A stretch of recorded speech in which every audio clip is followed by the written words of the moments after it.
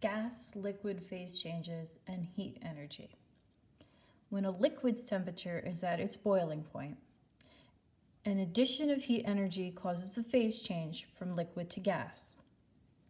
When a gas's temperature is at its boiling point, a loss of heat energy can cause a phase change from gas to liquid. The amount of heat energy needed to boil 1 mole of liquid or the amount of heat energy loss needed to condense 1 mole of gas is calculated using a substance-specific value called heat of vaporization.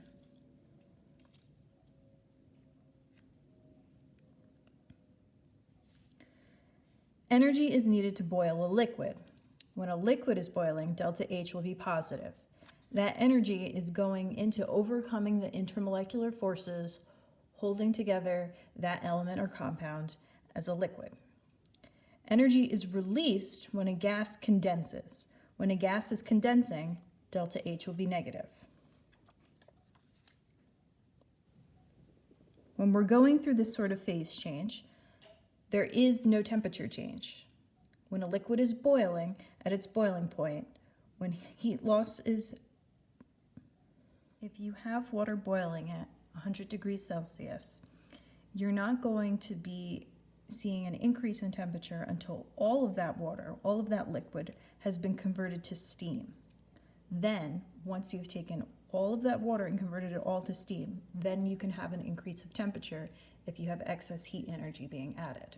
Let's calculate how much heat energy is needed to boil a 125-gram sample of water at 100 degrees Celsius. First, we have to look at the molar heat of vaporization needed for the substance given in the problem. Since we're dealing with water, we have the heat of vaporization of water. For every mole of water, it takes 40.65 kilojoules to turn that mole of water into 1 mole of steam. So we're going to use this formula. The change in enthalpy is equal to heat energy times the number of moles times heat of vaporization.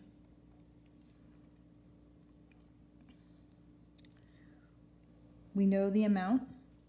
It's given in grams. We can't use grams here, so that'll be the first thing we have to do. We have 125 grams of water, and we are going to have to convert that using the molar mass.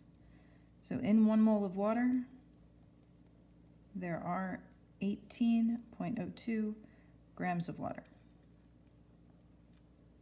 Then we use our heat of vaporization.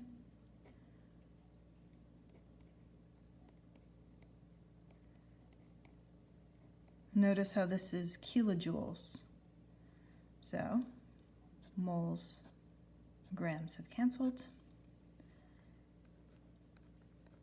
Delta H is now 125 divided by 18.02 multiplied by our heat of vaporization.